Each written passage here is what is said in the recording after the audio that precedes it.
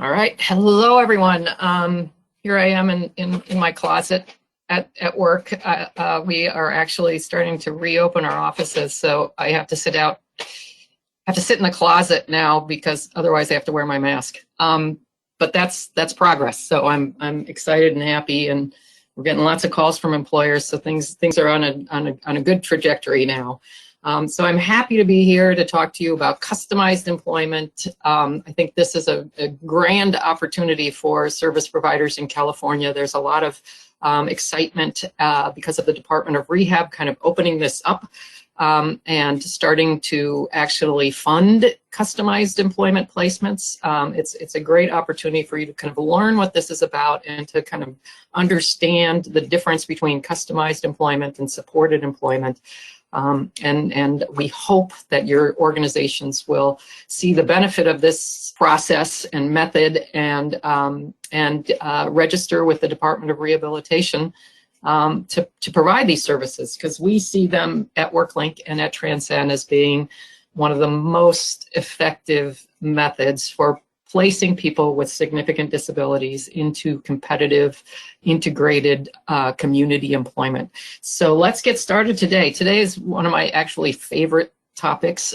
It's the provider, or the partnering with employers and creating opportunities. And employer engagement is I think the most fun part of customized employment, because you get out and you meet with employers and you learn about business, have to problem solve and figure out how your job seeker can benefit that employer, and then present your ideas to them. So it's a really, really creative way to look for jobs. So customized employment, it really reframes how we see our job seeker with disabilities and how we approach and partner with employers. So it's very, very different. During the first episode of this series, we talked about discovery and getting to know the job seeker, and how do you figure out what that person's strengths and skills are, and what their interests are.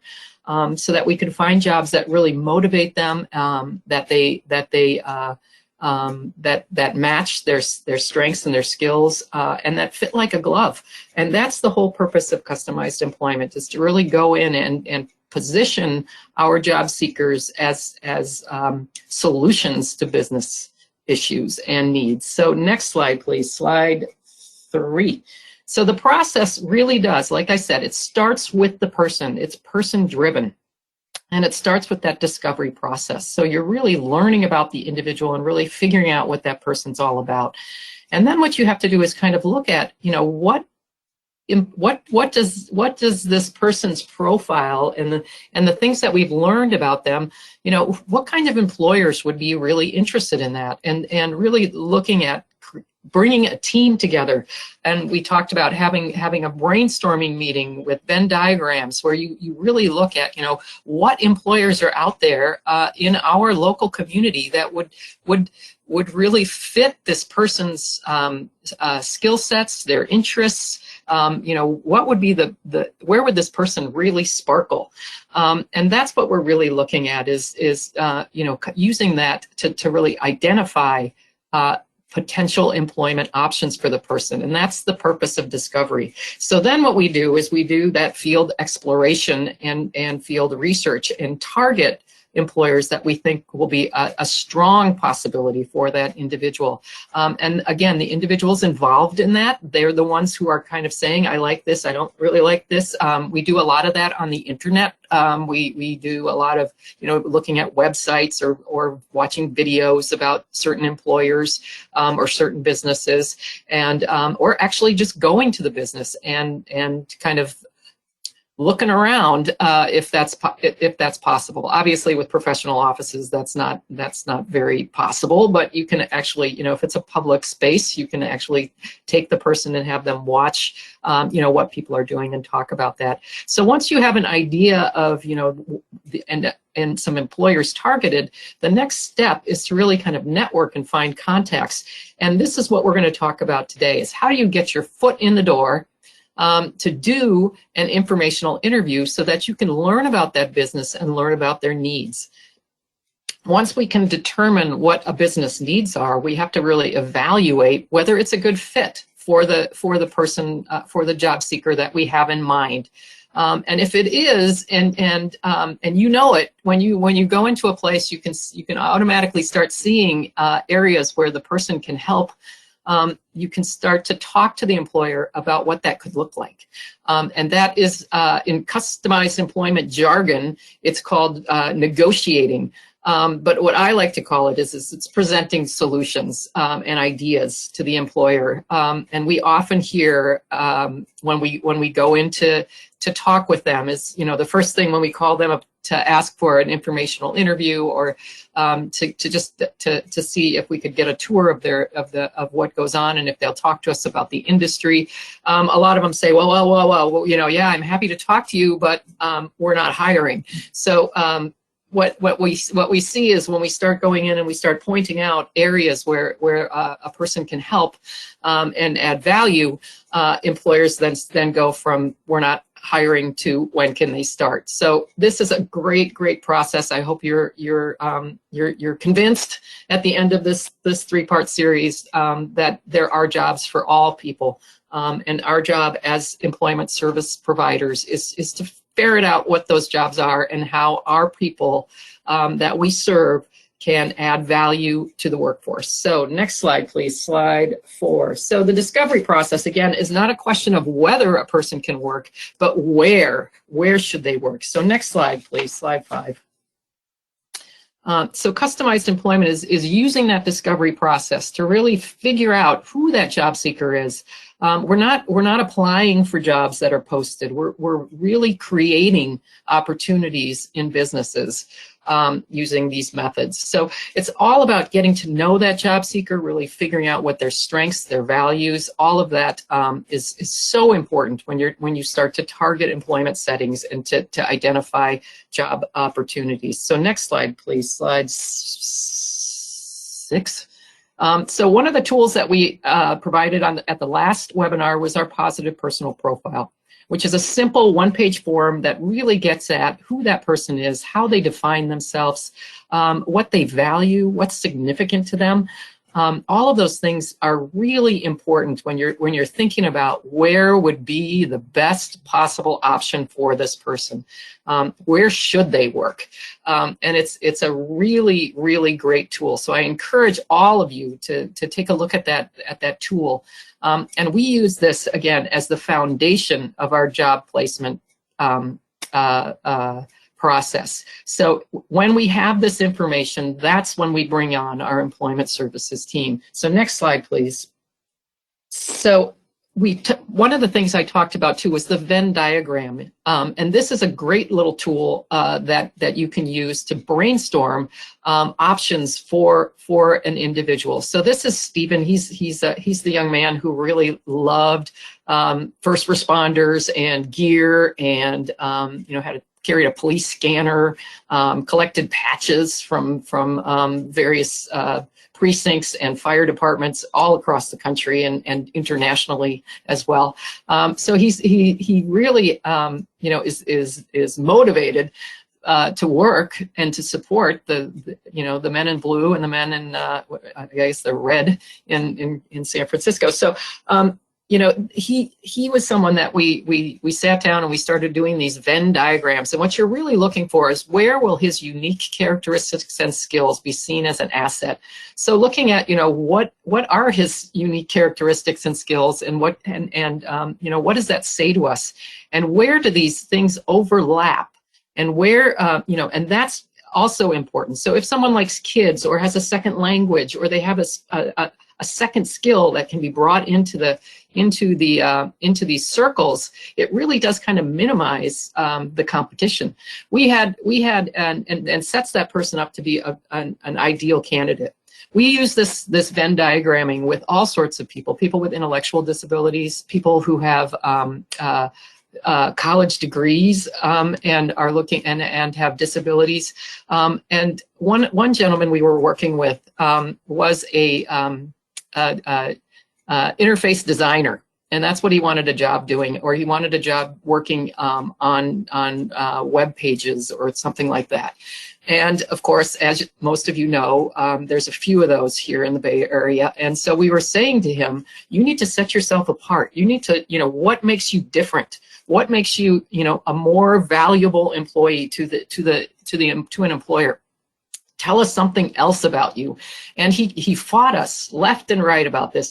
This is stupid. What does it matter? I've got my degree in interface design. This is what's important. That's all they care about. And we said to him, well, how, and he said, but I've been sending resumes to everybody and no one's calling me back. So we said, well, tell us something else. And finally he said, well, I used to be a concert pianist. And we just about fell out of our chairs. We were like, oh my God, so a whole bunch of stuff about classical music. And he said, yeah, I guess so, I do. Yeah. But what does that matter? That has nothing to do with website design. And I said, well, it does if you're the symphony. And we went on and looked, and sure enough, didn't the symphony have an opening for a webmaster? And he got the job. So shut my mouth is what he said, and it worked. So you can use these Venn diagrams, dropping a person's skill and experience, a second language. They want to work with kids. They want, or animals or some other interests, and use these bubbles and do multiple ones and multiple combinations, and then just spin it out and say to the room, what does this mean to you? Who is this in our community? What employer would this be? So next slide, please. So that's the Venn diagramming, and that's a great way to target employment settings to go to. So customized employment, again, it's all about reframing how we approach and partner with businesses. So today, that's our topic of conversation. So next slide, please. The old way to do job development was we as job developers would go out and we try to find the easiest jobs. We'd go out and find where we'd go to where we know. We'd go to where we know we'd find jobs. So, places with high turnover or low pay are constant. It's those revolving door jobs. So fast food, retail jobs sometimes. So those are the places that, we would go to, because those are the things we were most familiar with and the things we knew the most about. So that's what we were always looking for. And of course, that's what people got jobs in. So the other thing that we did was we would also sell disability. We'd go in and we'd say, would you give him a chance? He's got a disability, but would you give him a chance? He's a really nice guy. So, the hire the handicapped. There was a tagline, untapped labor pool, for a long time that ODEP was using. And there was a lot of people out there saying, just give him a chance. And putting it on the employer to take a risk. And I don't know about you, but the onboarding, especially in professional locations, the onboarding process is really complex. And in many times, employers will spend $5,000 to $10,000 to bring on and train up a new employee. So they can't take a risk. They can't take a chance. What they need to know is, can this work? So that's what customized employment really gives us. It gives us an opportunity to show them how this can work. The other thing that we would see people doing is emphasizing tax credits, on-the-job training, other stipends, government quotas. There was a lot of excitement when the government said contractors have to have 7% of their workforce have to have people with disabilities, and that is a double-edged sword. People did get jobs. But in Brazil, when they did this, there was a lot of occasions where the employers would hire people just to make the quota, and then they'd tell them to stay home. And I can't imagine what that felt like to someone who really did want to go to work, that I was hired because I have a disability, and now they're telling me to stay home. So be careful with these carrots and sticks, because oftentimes you don't get what you want. And what we're looking for is inclusion. We want people to be valued members of a workforce and a team. And that may not happen if you're using tax credits to kind of buy their way in. And if an employer sees this as a cheap way to find find workers. That's not what we're after. And that, is not necessarily the intent of those, but sometimes that's the outcome of those things.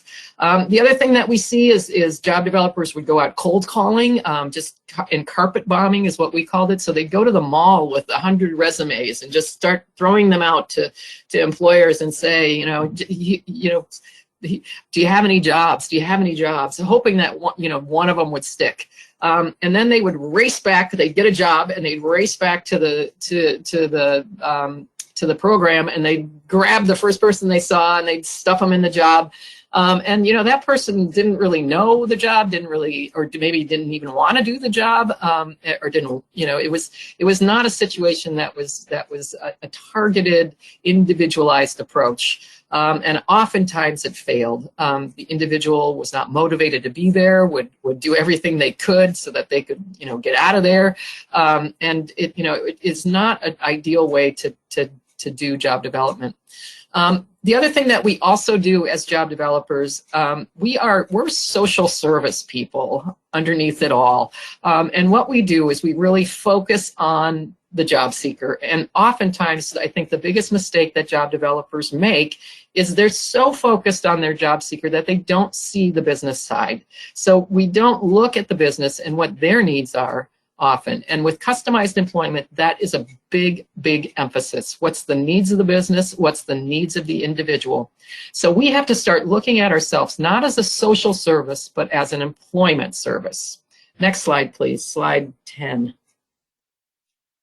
So no more selling disability. We're not going in, we're not asking, no more deficit marketing, give them a go. What we're really looking at is focusing on this job seeker's skills and their strengths and what they bring to the table, not quotas and tax credits. The other thing that we're going to also look at is not using the word job carving. Job carving is actually the antithesis of customized employment. Customized employment is about building jobs based on the employer's needs and the job seeker's strengths. Job carving is taking things away based on the individual's disability. And if you look at how that sounds and looks to an employer, basically what you're doing is saying, this person can't do the job that you want. So what if we take this away and that way they can do the job? It really sets that person up as a charity case. And it sets that employer up right away thinking, I gotta make amends for this. I gotta let this person, I'm gonna have to treat them special, all that stuff. With customized employment, you're going in and you're saying this person can address that for you. Here's another issue you're having. This person can do that for you. So that the employers see them as a solution to their problems and not somebody that needs special care or treatment or a special job. Even though you are reconfiguring jobs, you're doing it from the perspective of the employer. And it is a far more effective, far more, what we've seen is employers start with, well, if they can do that for me, can they do this for me? And how about this? This is another issue we have. Can we look at this? And you start to really build these opportunities and these jobs. So that's what customized employment's all about. And it's not job carving. So we have to really look at not stigmatizing the people that we serve, but really putting them up and showing them for what their values are and what they're good at and how they can really bring value to an employer. So next slide, please. Slide 11. So with employment, with customized employment, we really have to shift hats. So we have to go from being a social service to an employment service and start acting more like a business consultant than a social worker. We have to stop selling disability. We have to start selling customized business solutions. So next slide, please, slide 12. So customized employment positions are built around the job seeker and the needs of the business. Again, both sides.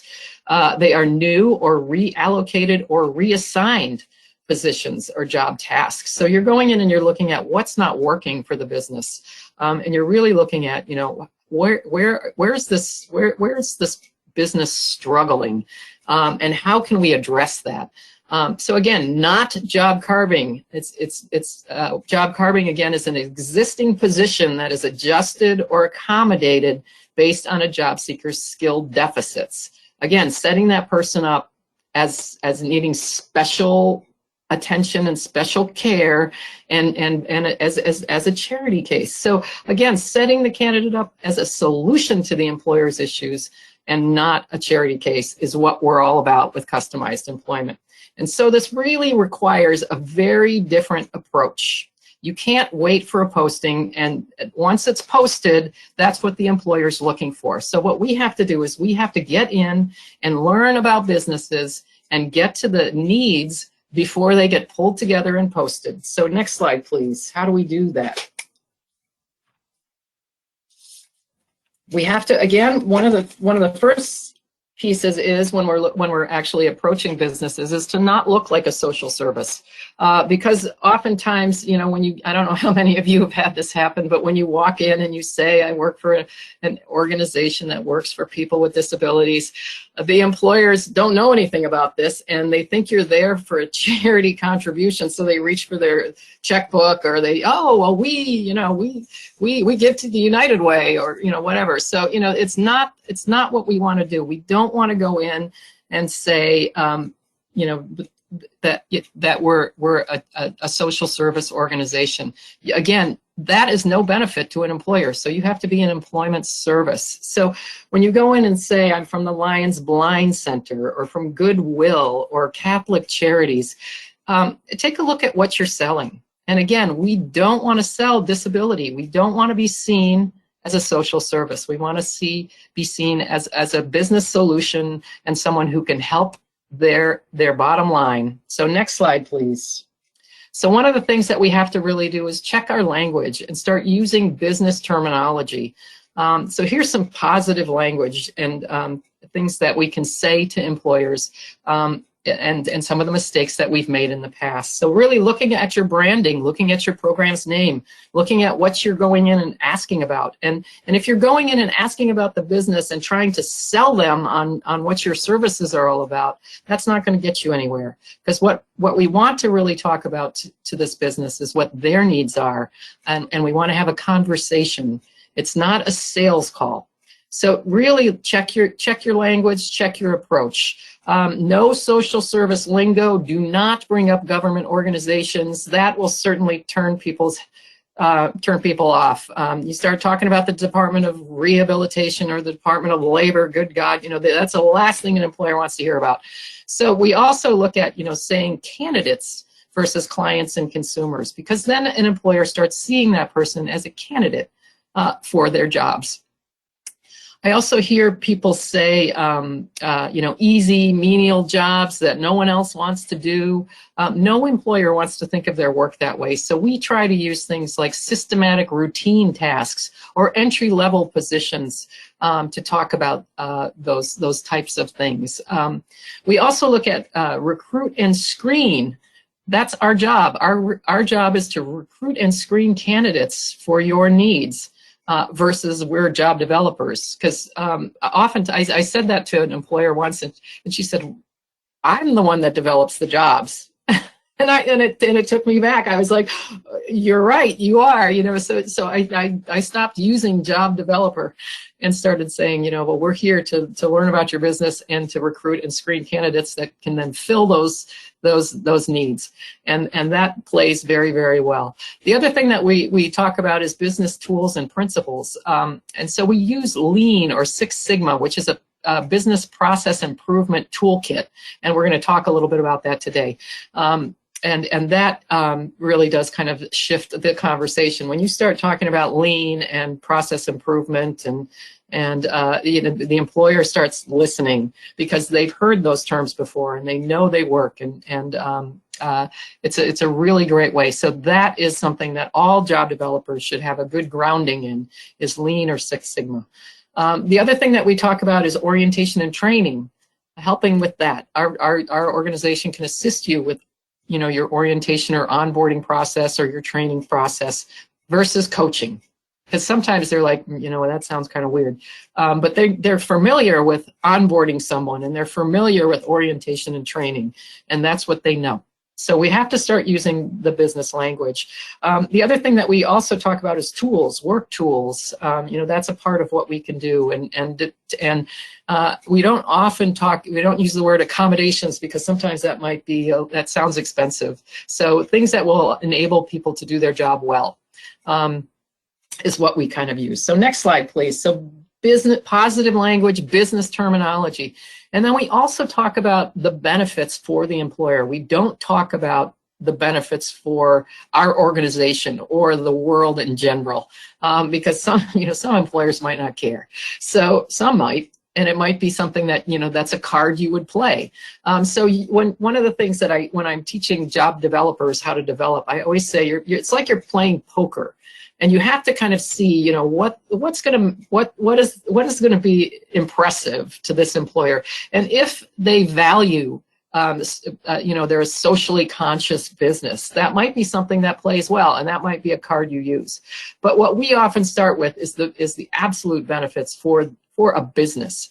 So it's a cost-effective way to improve workflow and reduce waste. That is lean. That is lean terminology. And it means that you're going in and getting rid of things that are inefficient methods and inefficient ways to do things, and that you're improving their workflow, which means they're going to get their products to the customers faster. So that's what lean's all about. The other thing that we look at is supporting core staff. We all know core staff, they have to wear lots of hats. So that they're able to concentrate on key aspects of their positions. And that really resonates with an employer. The other thing that's a benefit for the employer is productive, dependable, loyal employees who are lifers and often, really respect their job and really are glad to have one. And so oftentimes they're very, very dependable, very, very loyal to the business. Some are not. So if you have someone who's doing it for the paycheck, don't go in and play that card, because that could come back and bite you. So reducing recruitment and training costs for support positions. So many times, there are many people who take a support position within an organization so that they can be promoted into some other position. So those positions come open frequently. So having someone who can fill and will stay in a support position, which is a great thing for many organizations. If they can keep someone doing that administrative stuff, it can really be a benefit for the employer. And we have lots of people who that is something that they can do and something that they really aspire and like to do. The other thing, again, the card diversifies the workforce. You can put that on the table. And then the other thing that we talk about as a benefit is kind of leveraging the resources of an employment service, that's us, to assist with orientation and training of their new employee. But again, it's their employee, and we talk to them about them hiring and not us being the employer on record, or the person who is in charge of this. Really putting them in the catbird seat. They are the ones that are leading this and helping, and we're here to help and consult. So next slide, please. Slide 16.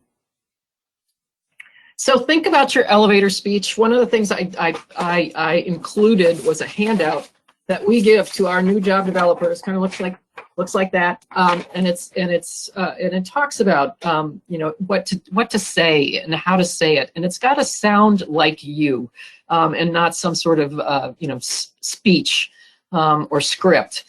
So one of the things that we do with our job developers is have them write it down and then practice in front of a mirror, so that it kind of rolls off their tongue, and that they can build some catchphrases that they can use when they're in an elevator and they're with an employer and they say, well, what do? You should have an answer. So one of the things that sheet also gives you 10 little tips. So take a look at it, and what you want to do is craft your elevator speech. It should be very concise, very quick. You don't want to give them too much information. You don't want to lecture them. You want to just give them enough to kind of spur some interest in what you're talking about. So a couple sentences, 3 sentences max, and then you end with a question, and what do you do? So take a look at that sheet. I think it'll be really a beneficial little tool. So next slide, please. I got a big mess over here. So talking to employers and really identifying that's our goal. Our goal is to use those elevator speeches to get in the door so that we can really learn about the business and talk with them and see ultimately how our job seeker can add value. So next slide, slide 18. And the big takeaway, or the big axiom that we always talk about, is the marketing axiom, and that's what we're doing. We are marketing, not selling, and you know the difference. You know when someone's selling you, and what they're trying to get you to do is to buy something you don't really want or need, and they push, and they push, and they push.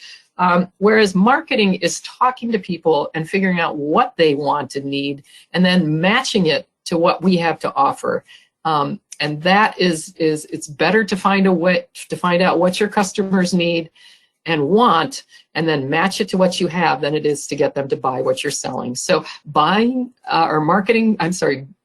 versus selling, very important concept in this in customized employment.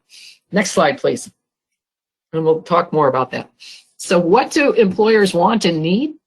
They want motivated employees who are excited about their work. So that comes with customized employment, because you're looking, remember Stephen, you're looking at places where he wants to be and he really is excited. So those are things that, we don't have to pull him out of bed to go to work. He's up and out the door because he's going to help the men in blue.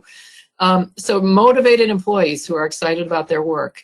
They also want candidates who have skill sets that can add value to their workforce. So looking at what is not working is so important, because then you can say, this is how this person can be of value to you. And that the other thing that they're looking at is business solutions that will improve the company's productivity and workflow. So if you can identify inefficiencies and waste, and wasted time, wasted talent, all of those things, and we're going to be talking about that. So one of the people that we worked with for a long time was Shelley Ginenthal, and she's one of the most impressive HR directors I've ever met. And she was someone who hired a young man who had significant disabilities, and was really open to finding ways that he could really benefit her different departments and stuff, and was very, very excited about employing him. But she always told us, don't approach employers with a charitable appeal. What we need are people who can do the job. So that just resonates and should be in the top of mind for all job developers. So next slide, please. So how do we approach and contact and connect with employers in this way? So the first step to this is to really look at meeting local employers and learning about their business. So next slide, 20, how do we do that? The biggest mistake, this is a picture of a pyramid, and on the bottom is contacts, and in the middle is prospects, and then at the top is jobs. And this is employer relationships. So what we see is job developers will go in, and the first thing they do is say, "Got any jobs?" And that, as you can see, is the top of the pyramid. That's the last thing we want to be asking about. What we really need to do is to treat our employers as contacts and as potential employers, and not just go in and make them do all the work by saying, do you have any jobs? Because they're going to, what your answer is going to be, well, I need an accountant, I need a marketing assistant, I need a CEO, and they're going to think about their posted positions. And what we're really excited and interested to learn about is what's not working. So we have to get in the door and build our employer relationships from the ground up. So our job is to use our contacts and to develop warm contacts through our networks. So networking and finding people who know people in the businesses that we want to talk with. And then we get in the door and we get to know that business and figure out what's working and what's not, and where this business is struggling. And then we can start talking about jobs for the person that we have kind of top of mind. So next slide, please, slide 21. 2. The other thing that we often see is that networking is the best way to find jobs. This shows that, you know, most businesses have needs, and we want to get to them before a position is posted. One of the things a Department of Rehab counselor told me ages ago, and this is not hard science, but it really is, I think, very, very true, so I'm going to repeat it, is that 80% of job seekers only apply for posted positions. They look on Craigslist, they look on Indeed or other sites to try and find a posted position because they think that's the way to find a job. 20% of the 20% of jobs get posted. And if you think about it, only 20% of jobs make it to those lists or make it to Craigslist. And those are jobs that an employer wasn't able to fill internally and when you think about how people get employees before they post, an employer wants to know that it's a risk hiring someone. So they want to make sure that they get the right person and that they get the right person for the job. So there's often employee incentive programs to refer people for posted positions that are posted internally. And those positions will be posted internally, or there's a notice that goes out, you know, we're kind of looking for this, or we're going to expand in this area. Do you know anyone? And what they're looking for is people to say, let's really get the right person in. And so if you've got 20% of the jobs posted and 80% of the job seekers looking at those 20 jobs, it's really bad math. So what we want to do is flip that around and be the 20% of job seekers who are looking at 80% of the opportunity available, and that's the stuff that doesn't hit the airwaves. So next slide, please. So networking is so important. 23. So really developing contacts in a professional network. I'm not going to talk a lot about this because I think a lot of you know how to do this, but really researching your local industries, really knowing about employment trends, really being business savvy.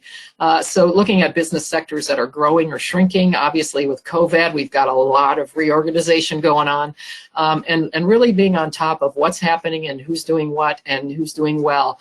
And who's not, because that can also offer opportunities. If people are scaling back and still having a lot of work and just less staff to do it, there may be an opportunity to create a cost-effective solution for that business. The other thing is to become an active member in your local business community. So there's some ideas there, joining the Rotary, volunteering at community events as an agency to get your name out, and joining professional organizations such as SHRM or BLM and stuff. Next slide, please, slide 24. So finding contacts, one of the things that we say at TransCen is everyone in the organization is a job developer, and everybody in the organization knows people who are employers. So what we try to do is to really tap our personal networks, both business network, our employee network at our organization, but also so family, friends, neighbors, cousins, past employers. We have a lot of staff people who move on to other jobs, so we never lose contact with them. So really making sure that we're using our network and using our contacts to develop contacts for the employers that we're targeting. Again, cold calling, people think you're a copier salesman. Going in with a warm contact is the way to go. So tap your organizational contacts, your connections. So satisfied customers. So the employers you're working with now, do they know anyone? Your board of directors, professional associations. We really look at also community connections, building connections for an individual in the community through our day support services. And then, looking at, do they know anyone who works in these businesses? So maybe they go to church with someone who works at a business that we have targeted, or the Chamber of Commerce. We participate in the Chamber of Commerce Job Forum, which is a job seeker resume writing, marketing kind of thing as a social service for our community, and it's really put us in a room with about a panel of other people who are people who hire. So we are on panels with HR directors from various businesses around the area, and they see us as a professional and as an employment service. So a really, really good idea. Again, warm calls versus cold calls. If you don't have a contact, use LinkedIn, use Facebook. So next slide, please. 25. So again, one of the things that we look at is creating long-term relationships. So we really act like a resource for a business. We've gone in and obviously there's tech companies around. So one of the things, we have a nice relationship with Ray Grott over at San Francisco State University, and he runs a alternative technology library that he uses to assess people with physical disabilities and intellectual disabilities as well. And he's got all these little gizmos and toys and things, alternative input devices. And oftentimes employers are really stymied by, how and what do they do when someone has carpal tunnel or one of their workers is injured and can no longer do what they did. So we can act as a resource for businesses around disability. And this is a great way that we've actually been able to solve an issue with an existing employee, and that employer does not forget us. And so we've done things like got them hooked up with Ray, and Ray said, well, you don't really want to buy that. That's really expensive. Try this one, and he'll lend it to them so that they can give it a go and see if it works before they purchase it for their person. And so it's just a great way to be a resource for employers. The other thing that we do is we engage businesses in small ways. So having people do informational interviews or tours or mock interviews for job seekers, and to critique resumes. Are we using the right wording? Is this what people say in your industry? All sorts of little ways to get an employer kind of linked in to our people and caring about them. The other thing that we look at is really acknowledging our employers' efforts and any successes. So if people do anything really above and beyond, we make sure that it gets up on our website, and that we promote the employers that hire our progressive hires. So next slide, please.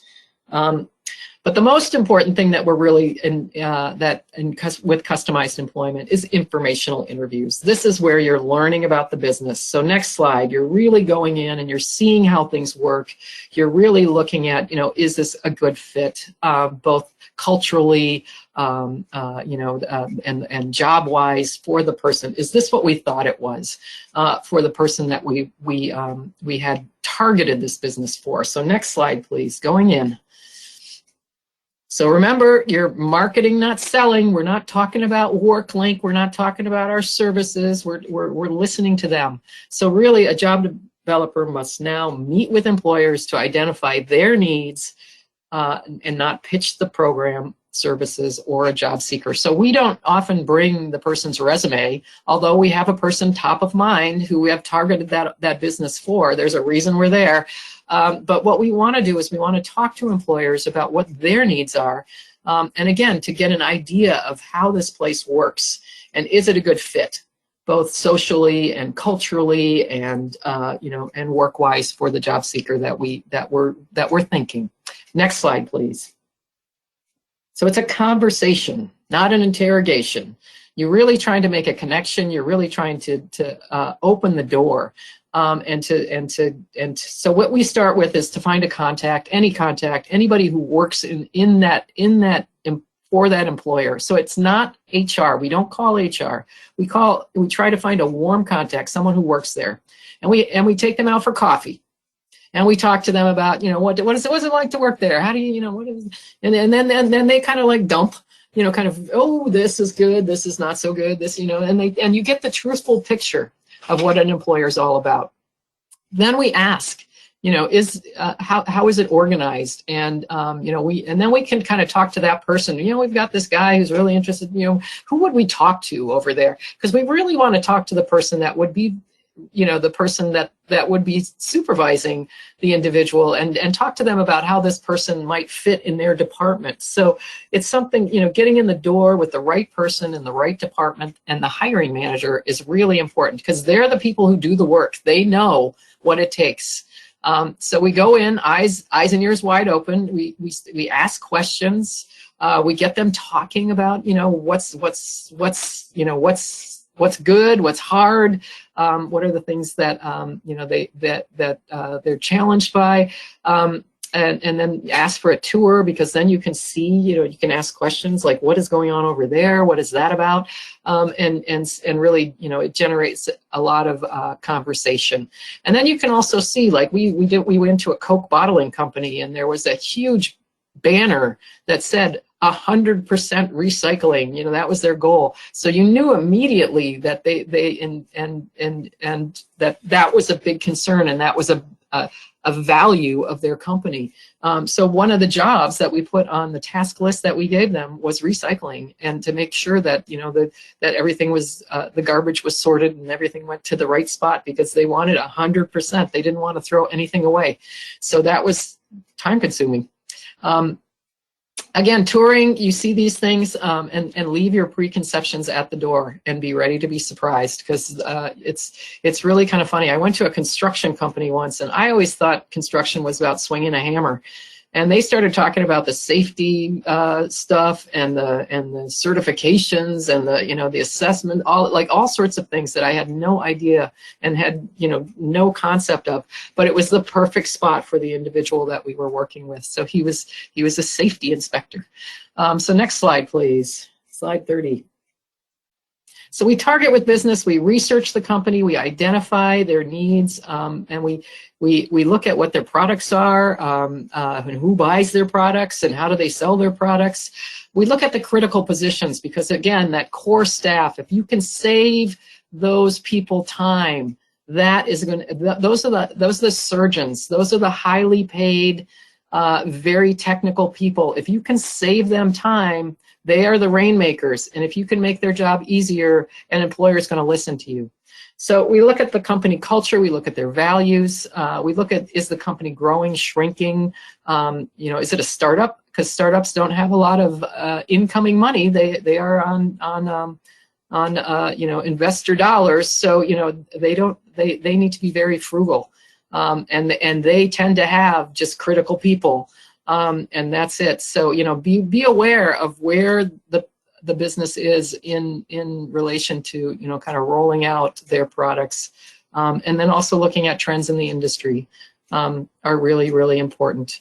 We look at who their competitors are. And one of the big questions that we ask is, what sets you apart from one of their competitors? And they'll be like, well, and that's where you're going to get, why they think they're different and why they think they're special, and what we can then use in our marketing pitch. And then look at recent events, good and bad. I went in one time to see an employer, and I walked in, and the receptionist, I said I was there to see someone, and she looked at me and blanched.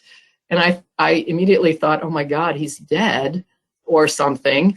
And I was like, what did I say? And she said, just a minute, and left. And she came back with somebody else, and they said, he no longer works here. And I was like, and I was so flustered, I left. And I, of course, went back and Googled it. And lo and behold, the guy had been arrested for embezzlement and all sorts of other things, and was in jail.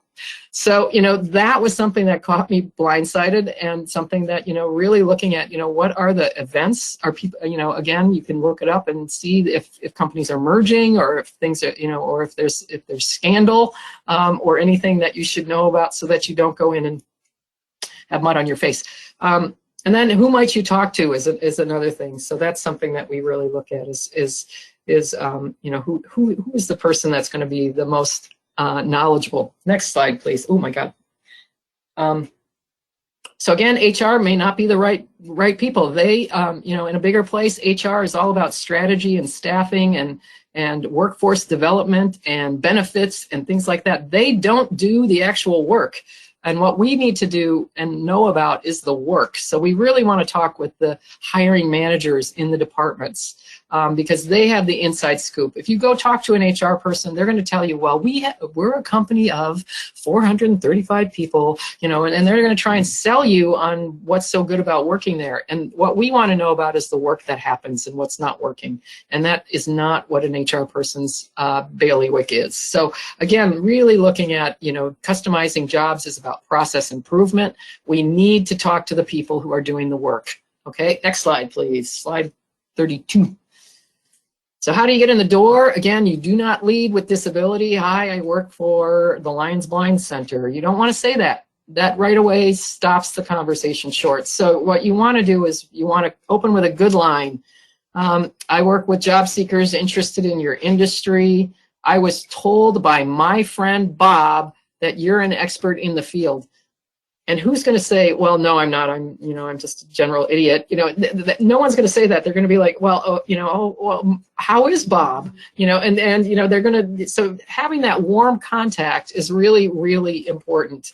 But if you don't have it, you can even get in and just say, you know, I saw your name in a Business Times article or whatever it is. So you know, really make your initial request easy. Can I come see what you do and talk to you about the skill sets needed to work in this field? Nice and broad. You're not asking to come and talk to them about their business. Nice and broad. And then they're going to say, well, yeah, I guess, you know, because they know you know somebody that they know. So they're going to agree to meet with you. They're going to say, well, we're not hiring. And then they're going to say, well, who are you and what organization do you work for? And so you're going to have to use your elevator speech. So be ready. Next slide, please. Slide 33. So informational interviews, again, the focus is on the business and industry. The conversation is not about the job seeker. It's to gain an understanding of workflow processes. We want to really look at especially those setup button-up roles. So those little things that happen, that's not the brain surgery so much as, you know, the little pieces that need to support those individuals and to finish it off, so to speak. So the setup button-up stuff. And then, you know, the essential skills and workplace culture is really important. It's also an opportunity to check your preconceived ideas. Again, you know, construction's not just swinging a hammer. And to build a relationship and a sense of trust with that employer. If you're asking insightful questions and you've done your research, many times they're going to be excited to talk to you about their business and what they do. They're excited to be there, and they want to share what they do, and people like to help. So really identifying challenges is our goal. We want to really look at workflow issues, staffing needs, you know, where are things falling apart, where are customers waiting in line, you know, that kind of thing. Where does the shop floor look messy and disorganized? Those are things you're really looking for. Then what we look for is, you know, is this a prospect for our candidate? So again, that evaluation of, is this a good fit? So next slide, please, slide 34. So in identifying employer needs, we're using lean principles and tools. We don't have a lot of time to go through this today, so I'm just going to say to you, this is the bee's knees. This is the thing that is really, really great for developing process improvement and ideas for really, you know, changing things up. And if you can use this terminology, the employer is going to see you as an employment consultant and not a social service. So next slide, please. So lean. One of the things that it says is that business is like a beehive. There's a lot of different roles that support, you know, the surgeons and the work that's being done. So really look at those critical roles and those setup button-up stuff, because that's where the waste can be, and that's where the job opportunities can be for especially people with intellectual and developmental disabilities. Next slide, please, slide 36.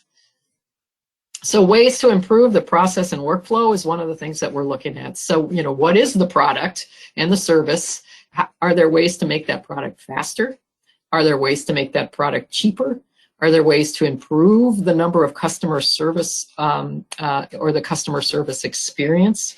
Many employers spend a lot of time and a lot of money on serving their customers. And when you look at why, it makes a lot of sense. So are their customers or their staff happy? Again, it's $5,000 to $10,000 to hire and train up an employee. So you want to make sure your employees stick around, but you also want your customers to stick around, because it takes 80 cents to keep a customer and it takes about $3 to make a new one. So people, banks don't want you looking at other banks. Insurance, they don't want you looking at other insurance companies, because they want to keep you. And because you're an existing customer. So that's what businesses are all about. So if you can really focus in on the customer service, our customers being served effectively, and is there a way to support that? That's a huge cost savings for an organization. Or supporting staff. Again, wasted talent is one of the biggest reasons people leave jobs. Is I wasn't challenged. I couldn't do the things that are crucial to my job because I had too many other things on my plate, all that stuff. So next slide, please, slide 37. So we're looking for issues and challenges. So, customer or employee complaints, log jams. Again, you won't go in and say to the person you're interviewing, so, what do the employees complain about here? But you can certainly get that from your first contact, your little, coffee clutch with the person that, you kind of used as an entree. That person will probably give you the lowdown of what works and what doesn't at that organization. And that is crucial information. You're looking for log jams or backlogs or long lead times or customers waiting in line, waiting for whatever they ordered, unassigned but critical tasks. We can't, we have to spend hours kind of looking for things that didn't get filed or didn't get, scanned and uploaded. A burnout, high turnover is another thing that we go in and look for. We look at for managers and key staff who are pulled away, again, from their core tasks. Again, treat them like a surgeon. You want the surgeon doing brain surgery. You don't want the surgeon mopping up or doing the laundry or anything like that. So again, workflow fluctuations are also something. So there's crunch times, there's seasonal changes, sporadic but important things that just that fall off the plate, that don't get done. Those are the things that we're looking for when we do an informational interview. All right, next slide, please. 38. So this is the job. This is lean thinking. This is lean. So this is something that you want to look for. This is a lean book, an introduction to lean. It's a little wonky. It's a manufacturing term and method of process improvement is where it started. It is now used in service industries and in hotels and in hospitals and all across businesses and many different businesses. So, and it's a way to really learn to talk the language of business. So it started out in manufacturing, but again, it's now being applied to all sorts of industries. So next slide, please. So lean principles are really about value adding services and really eliminating waste that gets in the way. So that they're looking at, kind of taking the rocks out of the stream so that the stream flows faster. And the process, the service process or the manufacturing process is what they're looking at. So they're also trying to create kind of a one-piece flow. We don't have time to kind of go into these concepts because they're a little complicated, but I encourage you to really look at this. So it's really focused on the customer's experience too. So they look at from the eyes of the customer, what is happening here, and that's not a perspective that a lot of businesses look at. They kind of build things and then they kind of here's what you can have, and this is what we're offering you. Whereas with lean, they're really looking at what is the customer asking for and how can you get that to them as fast as possible. So it's a continuous process improvement toolkit. It really has a number of tools that are really very effective in identifying, what's working, what's not. And again, what the process is to take the rocks out, remove the waste, and the stream will run more swiftly. and they look at working smarter, not harder. So really important and simple little things, but very, very crucial to process improvement. So next slide, please. And that's what customized employment is. It's really process improvement. So Toyota is the be-all, end-all of lean. They actually created this, and it's based on supermarkets. The guy from Toyota came over and went through like a Safeway and was stymied by the choice and the one-piece flow. So when you take something off a shelf, there's a stock person that puts another one behind it, and they never run out of what the customers want, so to speak, except for toilet paper during COVID. So again, the principles based on a supermarket. So the next time you're in a supermarket, look around and try and relate the process of getting your groceries at a supermarket, and what's good and what's bad, what works and what doesn't, and how do we get the customer in and out of there with everything they want as fast as possible. And think about it when you're there, it's standing in line at Safeway next time. So next slide, please, slide 42. So again, waste is what they're trying to identify and take out. So these are the types of waste. We do not have time to kind of go through these, but correction means errors that are being made and we have to redo something. Obviously, you can see the waste in that. Overproduction is making too much stuff that people don't want or didn't ask for, because then what do you do if no one's going to buy it? You're stuck with all of this stuff that you have to then get rid of. So overproduction is a massive waste. Motion, staff motion, running to a file drawer and 2 floors up to get what you need is waste. Material movement and transport. So if you have too much inventory, you have to store it. Toyota obviously is building cars, and if you have too many cars, that's a lot of space. So they build only the cars that their customers order, because they don't want to build cars and have to deal with them and store them, or it can be very, very difficult. So really looking at inventory, looking at too much of something, especially if it rots. If you look in a grocery store, you don't want a lot of extra stuff sitting in the back because it's going to rot. In hospitals, medicines expire. All of those things, they have to have just enough. So that is an important job for many, many, many people, and it's a big, big thing. And it can be something that people with intellectual and developmental disabilities do really, really well with. Processing, and then of course underutilization of people. That is wasted talent, and that is a major one. So next slide, please. So these are the wastes that people look at. The other thing, when you're done at Safeway, you can see this is a hamburger in a line at a fast food restaurant. One of the things that Lean talks about is orders on demand. So when a customer comes in and says, I want a hamburger, I don't want any pickles. When you think back to how things used to be in fast food restaurants, you would walk in and the hamburger would already be under the heater, under the Bunsen burner, all wrapped up, and it would be all done. And you'd come in and say, I don't want any pickles, and they'd look at you like, oh shoot, we gotta make a hamburger for this person, and you just threw the whole line off. So people started realizing that when the buzzer went off, they had overproduced too many hamburgers, and they would just scrape them into the trash. That was wasted resources. That was overproduction. So one of the things that fast food restaurants now do is they streamline the ordering process and the building of hamburger process. So you go in and you say, I want a hamburger, don't give me any pickles or mustard. You get a hamburger built at that point. So that is lean. So fast food is a great example of lean in action. So next time you're in a McDonald's, take a look and see if you can identify any of those wastes in the too much motion, too many overproduction. You're not going to see it anymore. So next slide, please. The people that work there don't step away more than 2 steps to anything that they need in their workstation. So we're looking for wasted talent. We're looking for wasted time. We're looking for wasted motion. And those are opportunities for the people that we work with. So next slide, please, slide 45. And then, of course, wasted resources. So all those hamburgers that were made, or expired medicines that you had too much of that you didn't use.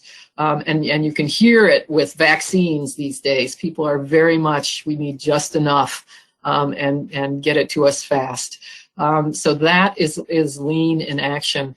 Overproduction, we had a business that made 50,000 packets of stuff, and then they moved and had to change the address, and they had to throw it all away.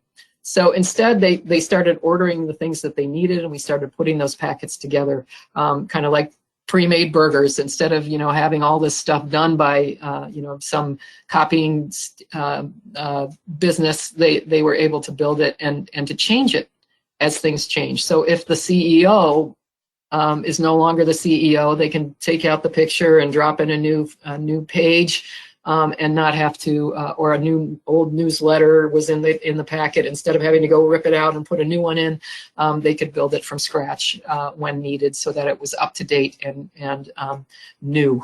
Okay, so again, using temporary workers is another waste. You are paying a fee, and then on top of it, the salary of the individual. Next slide, please. 46. So after going in and you identify a need, or you identify a challenging situation for that employer, you're going to want to see, is it a good fit? So next slide, please. Just going to burn through these because we have a little example that kind of says. So if it's not a good fit, you're just going to still kind of keep that employer percolating, is what we say. Keep them kind of doing small things like mock interviews or tours, or if you see them, we send emails to them once in a while saying, I saw you on this webcast, congratulations, or I saw this is happening with your organizations, congratulations. Just keep that percolating. So next slide, please, slide 48. So then we talk about negotiating, and I'm going to give you a couple tools that I think you'll really find useful for presenting your ideas and presenting your candidates. So next slide, please. So 49. This is the perfect spot for your person. How do we talk with employers? So you can use a short proposal that kind of really summarizes the takeaways from your conversation, and I included one in your packet so you can take a look at it. And it also presents your ideas and solutions for the things that you observed during your informational interview. And then what we do is kind of introduce our candidates. So this is where the resume comes in, and then we provide, but one of the things that I want, it says there, do the work. One of the things that we translate is the individual's features to benefits. So we don't just say who that person is and what their name is, and we actually say this person can do this, and this seems to be something that you really need. So their features to benefits. What is the benefit for the employer to hire that person? Or this is a situation you're faced with. If you use this person to do this, this, and this, that situation would go away. So, really looking at features to benefits. Potential task list is something we also give, and that's the job. That's the job. You lay out exactly what this job would look like, and give it to them. And they, it's obviously it's potential. So you're just kind of presenting your ideas, and they look at it, and it's a discussion platform. It's not necessarily, written in stone, but you get them thinking. You get them thinking about the things that aren't working and the little things, the set up, button up stuff that is not getting done. And they don't look at that as a job. And when you present it using this potential task list, they start seeing it as a possible position. And then the other thing with the thing that we use it to kick it through the goalposts is a cost savings analysis, if there is a cost savings. So if the person's job that you're looking at helping with or supporting is a surgeon, you can look at, is there a cost savings to having that person not do these portions or these little pieces of their job so that they can do the more critical aspects of their job. Again, that wasted talent. So again, a cost savings analysis in some instances can be huge. And then of course the candidate's resume. So what do these look like? So the next few slides are going to show you. Slide 50. So here's an employment proposal. Again, there's one in the packet. So this is for really presenting your ideas and solutions. And it kind of lays out what would go in a proposal. So take a look at that. So slide 51. And then presenting our ideas, again, a potential task list really translates an individual's features into benefits. So what, not this is the person, they can multitask, they can do this, they're a motivated employee. It's not that. It's really what job tasks are you talking about? And it's a potential task list. And then the employer can start seeing if someone does that, this person will be able to do this, and then they can start looking at reorganizing and rejiggering the way they work. It's based on the employer's needs and your candidate's skills, so you certainly don't want to put anything on that task list that your candidate can't do. So you want to steer it towards what your candidate skill set is. And it really helps the employer to focus on job tasks, not job postings. And they stop thinking about the job postings or their existing positions and start looking at needs. And it also demonstrates very fully how that person with disabilities can add value to the workforce. Okay, so next slide. So I included some task analysis for you. Again, features to benefits. So a feature is kind of describing the product or the service or a characteristic of your job seeker. And it's not doing the work for the employer. Why would I hire? Why do I need this? So we as job developers have to start telling them, what is the user's gain from this feature? What can our job seeker provide? What can our candidate bring? Not just, they're a multitasker, they can do this, but, why is that beneficial? So there's an example of, toothpaste has a stain removing formula. That's a feature. But what's the benefit to the customer is they get whiter teeth. So you're really looking at kind of spinning that on its head. So next slide. So features to benefits.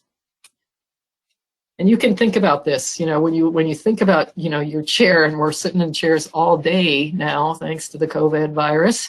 So, what is your chair's features? It's mine, it's black. It's got a very thin cushion. It's got some cheap handle on the side, and that makes it go up and down. So what's the benefit? The benefit is it can go up and down and I won't get carpal tunnel. The arms can be raised and lowered. It keeps me from having to sit on the floor. Those are the benefits. So really think about features to benefits on things. Again, next slide, please. And that will help you put together a nice proposal. So this is just an example very quickly of a situation that we had with a young man named Rob. So next slide. His discovery process, what we discovered, again, his file said all sorts of stuff that was not useful. And what we did was we found out that he loved science. He loved how to figure out how things worked. He loved gizmos and machines. Hated to be interrupted, hated customer service, hated kids, liked physical jobs, liked building things. He took apart his mom's washing machine and tried to put it back together again. So he's kind of always asking big questions like, what's a galaxy? So lots of big questions. So science was really important, and he was good with computers, and he loved structure. He didn't like to be interrupted. He didn't like to be surprised. Hated. And the other thing, he was brutally honest. So, having him in a customer service role would have probably been a disaster. So next slide, please. So we did Venn diagrams on him, really looking at routine tasks, customer service, no customer service. A shipping and receiving situation would be ideal because he'd be working kind of back of the house. So we were kind of thinking, where is that? What is, back of the house, shipping and receiving, science, tinkering, building things, all that stuff. And so, we started saying, where do these things collide? Where would this job be? Next slide, please. It's the exploratorium. I know I said he didn't like kids, and that's true. He does not like kids, but we are looking for kind of a back of the house position. And I called my friend who works at the exploratorium, a warm contact. He's been there forever. He works in the shop. And I said to him, Eric, hey, where, you know, if someone were really interested in science, like all of you guys at the Exploratorium, but hated kids, you know, where would they work? And he just laughed and he said, you realize that this is a children's museum. And I said, yeah, but there's got to be places where kids don't go. And he said, there are, yeah, you know, he said the shipping and receiving department, which is, you know, I was like, bingo, that's the one I want, you know, and then he said, you know, the shop, we don't let them in the shop because there's all sorts of saws and things that could hurt them. And he said the administrative offices, you know, the school tours don't usually go up to the administrative offices. So, you know, that's another place. So I said, you know, obviously the shipment department was one that I wanted. So he hooked me up. I met with the manager of the shipment department, and she told me all of these things. You know, we've got masters, people with master's degrees who should be doing exhibits who are bagging rocks. The last thing you want is your surgeons bagging rocks. The office is a mess. Oh my God, you know, and she had stacks of catalogs, and I said, well, you know, catalogs, do you really use catalogs these days? And she said, we work with a lot of Chinese companies and they use catalogs. And she said, they don't have, there's no online with China. So she said, no, we have to order through catalogs. Very time-consuming process. So there's a big mess. And then keeping current catalogs and throwing the other ones away. She had a huge stack and a huge drawer, and she had them all, you know, postcards in one and puzzles in another, and, you know, like all that. So that would be something that Rob could do. The other thing that we saw was that the website orders, they were starting to sell online, and we don't have a process for those orders. And she said, and they just assigned it to us. And she was really pissed about it because it was going to mean that they were going to have to start sending and mailing stuff instead of just restocking the store and making sure that that was, and they were giving them no new staff to do it. So she was a little irritated. There was inventory around the corner, and they hadn't done anything to kind of consolidate or to clean up their storage rooms, and they were a little messy, let's just say. The other thing that when I went in, the shipment had just arrived, and you couldn't get in the room. There was so many boxes, so much stuff that you couldn't get in, and she was apologizing and trying to, you know, move things so that we could walk through to get to her office. And she said, you know, the shipment comes 3 times a week, and we can't get into the stock area for about 2 days after, because it takes us that long to process it. So you can see that there's some needs. And she, of course, said flat out, we're not hiring, but I'll talk with you. And so I put together a little task list that speaks her language, that's used the things that I saw when I was in there, and really got her thinking about, you know, how this could work and why this is a benefit for her. So that's a task list. So next slide, please. And here's what the task list looked like for the Exploratorium. And you can see the museum stores on there, processing incoming merchandise, getting that shipment on the shelves, stickered and on the shelves, you know, having a little extra support or person to do that. So she was just like, oh my God, this looks like a great thing to do. And of course, you know, that's when we bring in the candidates. So next slide, please, slide 60. And we used the cost savings analysis here because they had a person who was their exhibit person, and her doing, you know, stickering product to get it up on the shelves faster. So they were pulling the surgeons to do things that, you know, that were very much set up, button up stuff. So next slide, please, shows you the cost savings analysis. If she's doing it, or a higher paid staff is doing it, it shows you the salary for that work. So this was for a 20-hour position a week. And then if she hired the individual that we were talking about in what we were calling a merchandise processor position, it would have been minimum wage, and it would have been a lot less. So this was something that you can see the cost savings immediately. It justifies the position. It takes every ounce of a business person's savvy to say, oh, this is a silly idea, if you can show them just how much money they're going to be able to save. So a really great tool if there is a cost savings. Sometimes there's not. So next slide. So if you're springing the surgeons, there is a good possibility that you'll have a nice cost savings. And there's Rob at the Exploratorium. So you can see this is customized employment. There was no position posted for this. And in fact, we're not hiring, is what they said. And what they did was they hired. So next slide, please. So why did they hire Rob? Of course, because he had skills and attributes that the employer valued. He loved science. He was one of them. They refer to it as he's one of us. He's extremely interested in the business. It was the perfect position. It was back of the house. He wasn't going to see any of those little snotty-nosed kids. He wasn't going to have to deal with any customers, any of that stuff. And I even said at one point, he doesn't really like kids. And she just laughed and she said, I don't either. So it was this like bonding moment over that. And she said, that's why I'm back here. So he's one of us, and he's extremely interested in science. They were all geeks, and they loved to talk about how things worked. And he was so excited to learn about that, so they loved him. The job developer identified needs and presented a cost-effective solution for the business's problems.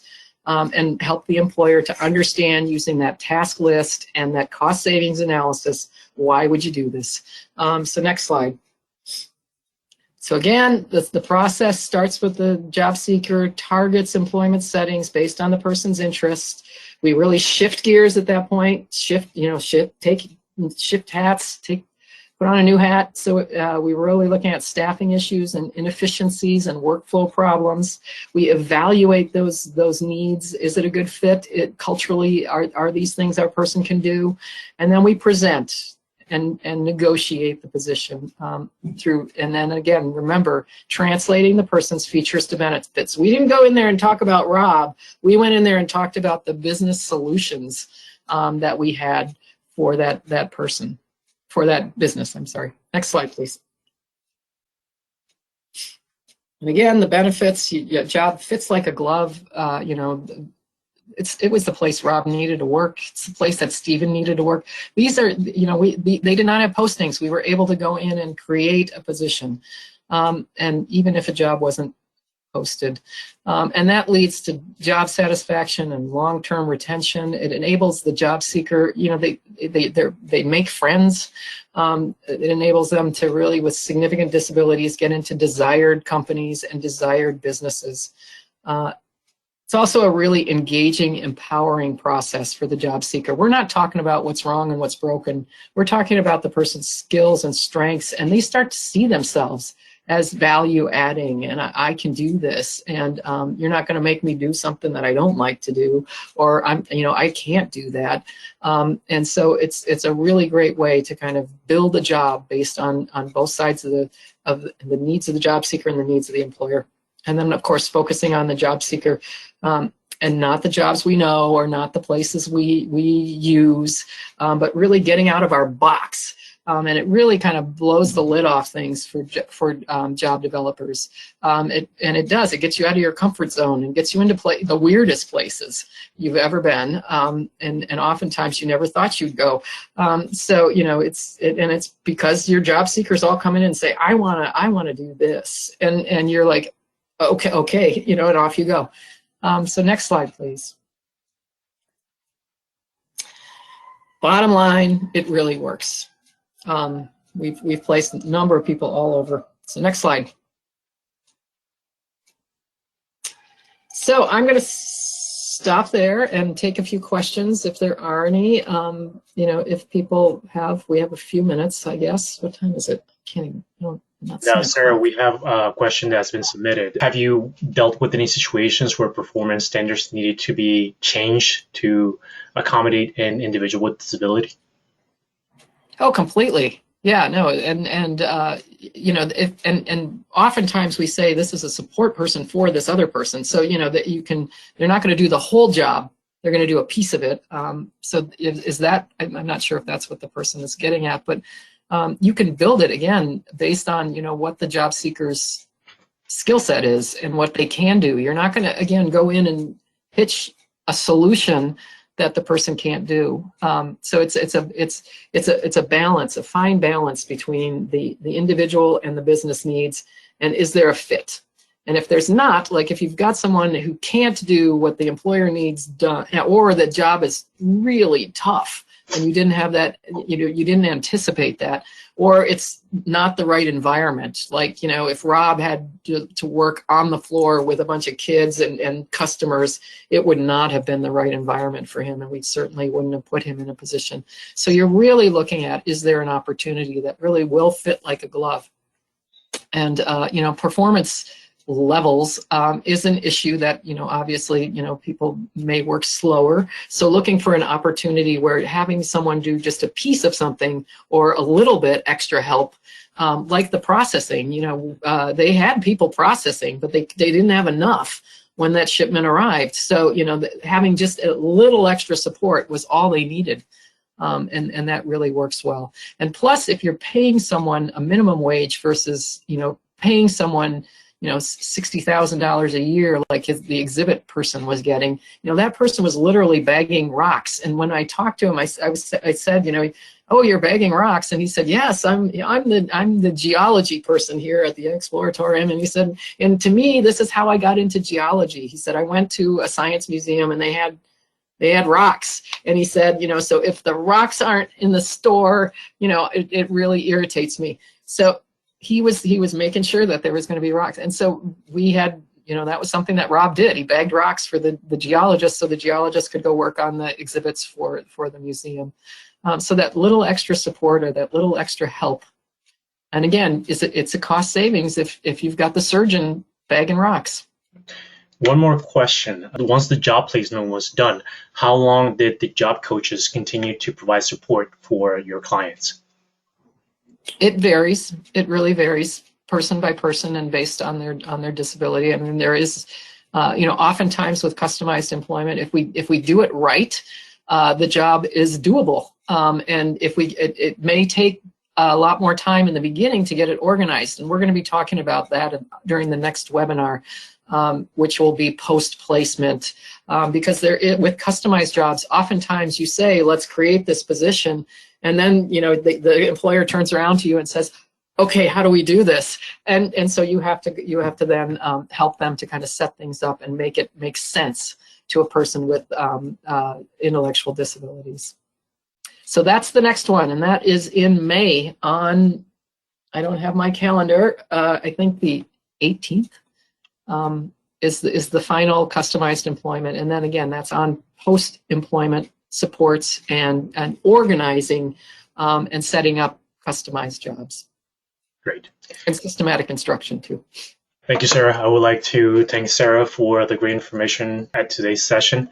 As you can see, Sarah's contact information is shown on the screen. You can contact her at smurphy@transcen.org. And again, thank you for joining us today, and thank you, Sarah, for such great information. And with that, right. And I'd also like to thank the State Council for funding this. And I don't know if Sheridan's on, but they are supporting this training, and we'd like to thank them. And with that said, thank you all for joining us, and have a great day. Bye, everyone.